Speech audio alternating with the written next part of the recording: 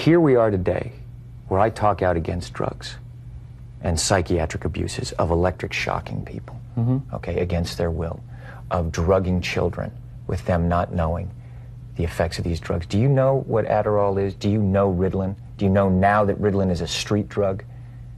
Do you understand that? The difference is this was not against her will, though. But this wasn't against Brooke's will. Matt, I'm asking you a question. I understand there's abuse of all of these things. No, you see, here's the problem. You don't know the history of psychiatry. I do. All it does is mask the problem, Matt. And if you understand the history of it, it masks the problem. That's what it does. That's all it does.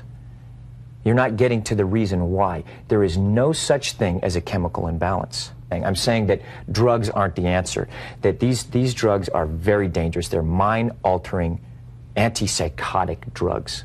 And there are ways of doing it without that, so that we don't end up in a brave new world. Yes, there are abuses. And yes, maybe they've gone too far in certain areas. Maybe there are too many kids on Ritalin. Maybe electric shock is... Too many kids on Ritalin, Matt. I'm just saying, but aren't there examples where it works? Matt, you don't even... You're glib. You don't even know what Ritalin is. If you start talking about chemical imbalance, you have to evaluate and read the research papers on how they came up with these theories, Matt. Okay? That's what I've done. And you go and you say, where's the medical test? Where's the blood test that says how much Ritalin you're supposed to get?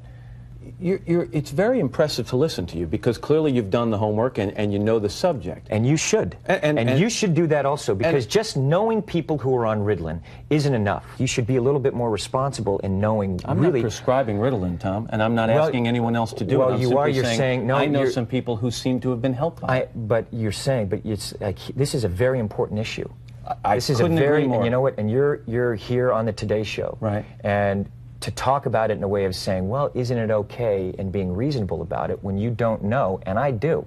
I think that you should be a little bit more responsible in knowing what it is, because you communicate to people.